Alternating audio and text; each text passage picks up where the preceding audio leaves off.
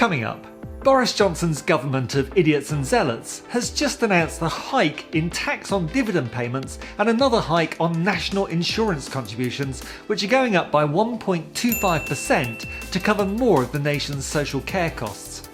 National insurance is an extremely regressive tax which disproportionately burdens the poor, those working and the young, and it's being hiked to pay for social care for disproportionately the older and better off members of society.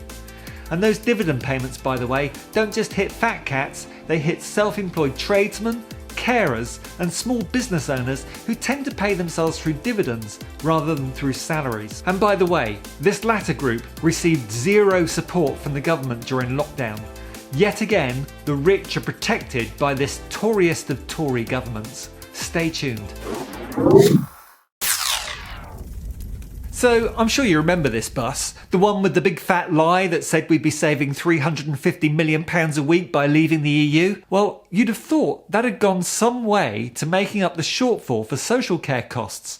But apparently not. Instead, around 26 million workers are receiving a tax hike so that Boris Johnson can cap the social care costs paid by any one person in their lifetime to around £86,000. In other words, rich pensioners will be subsidised by the working young, even in the poorest paid of jobs. It doesn't sound fair to me. The national insurance rate paid on someone's first £50,000 of income is being increased from 12% to 13.25%. The rate applied to income above that would rise from 2% to 3.25%. And yes, you heard that correctly. Higher paid employees pay a tiny percentage of their salary over 50 grand compared to the lower paid. National insurance is the most regressive of all taxes, disproportionately impacting the less well-off while raising money to protect the wealth of the richest in society. What a typical Tory move. Why don't they actually do some of this levelling up that they keep promising?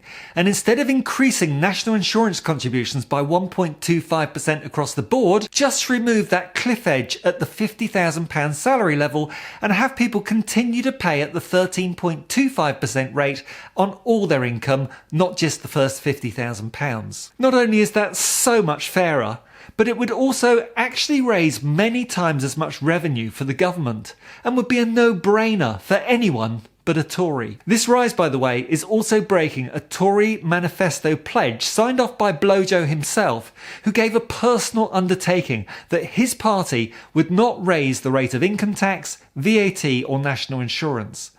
This punitive measure will cost workers over £20 a month on average and raise £10 billion a year. Generally speaking, it robs the poor to pay the rich.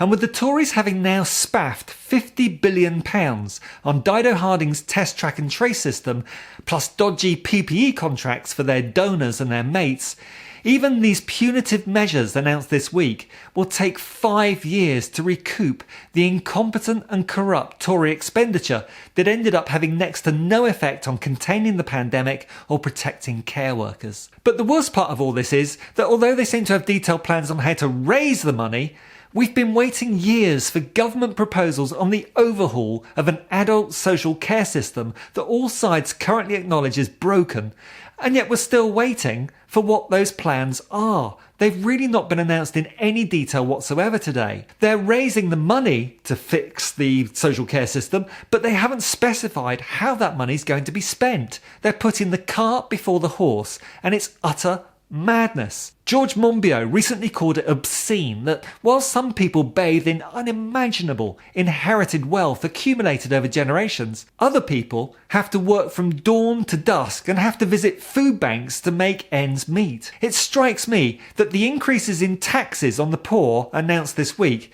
those taxes to fund social care for the relatively wealthy, is part of that obscenity that George Monbiot is talking about. Jeremy Hunt said in a recent Telegraph article that the electorate prioritise good health and care services.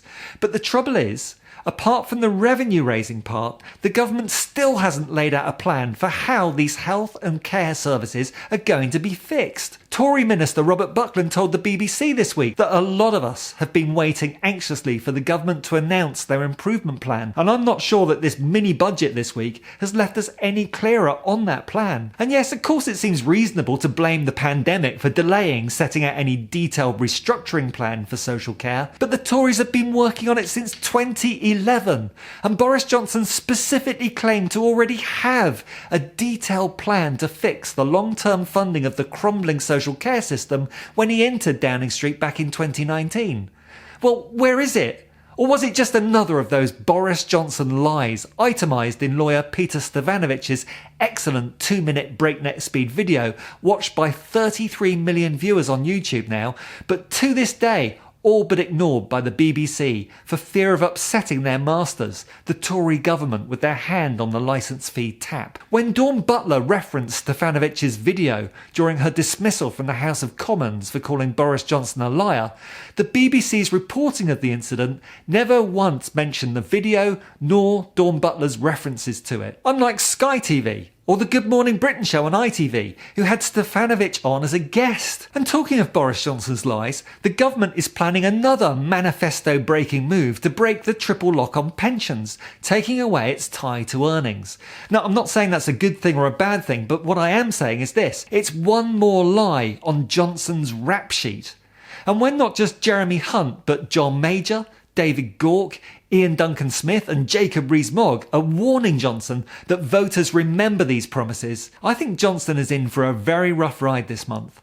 And on top of that, we're expecting an imminent cabinet reshuffle, with suggestions that Dominic the Turnip Raab and Gavin Williamson could be demoted with their approval ratings going down the toilet. Great news, you might think, until you hear that Cruella Patel and Liz Cut-and-Paste Truss have been positioning themselves to replace Raab as Foreign Secretary. We'll see what happens, but what I can confidently predict is that Johnson will never promote anyone more able or more popular than himself, which is bad news for us all.